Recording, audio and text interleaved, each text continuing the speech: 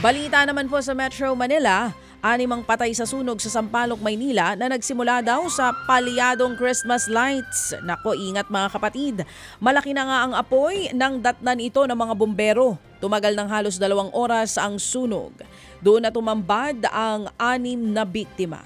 Hindi po nakalabas sa mga biktima nang matupok ang 4 na palapag na gusali. Ayon sa ilang nakaligtas na residente, nagsimula ang sunog ng pumutok ang Christmas light at tumama po sa spark sa kurtina o tumama ang spark sa kurtina. 13 pamilya naman ang nawalan ng tirahan. Pansamantala muna silang inilikas sa isang elementary school.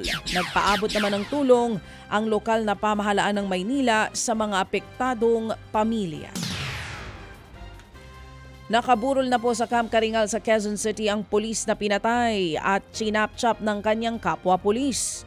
Kinilala po ang biktimang si Police Executive Master Sergeant Emmanuel De Asis. November 28 nang barilin si De Asis ng suspect na may ranggong Police Lieutenant Colonel sa Camp Bagong Diwa sa Taguig City. Love triangle ang tinitignang motibo sa krimen. Nagselos daw ang suspect nang makita niya ang asawa niya na kasama ang biktima sa quartering facility ng kampo. Hindi na muna nagpaunlak ng pahayag ang pamilya ng biktima. Pero sa isang post ng isa sa kanilang kaanak, pinabulaanan nito ang sinasabing dahilan ng suspect sa pamamaril. Anya, dinukot at walang awang pinahirapan ng biktima na nauwi sa pagkamatay nito. Nakaplano na raw ang pagpatay noon pang Marso at may mga kasabwat daw ang suspect. Isang patay habang 5 iba pang sugatan sa karambola sa bahagi po ng Skyway sa Parañaque. Nagsimula umano ang karambola nang mawala na naman ang preno ang isang truck. Bumangga ito sa isang pick-up na siyang tumumbok naman sa isang kotse.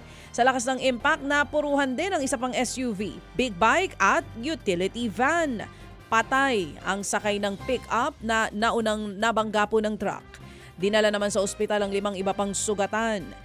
Inabot ng 6 na oras bago na ialis sa daan ang mga nasangkot na sasakyan. Hawak na ng otoridad ang driver ng truck. Maharap po siya sa reklamong reckless imprudence resulting in homicide and multiple physical injury with damage to properties.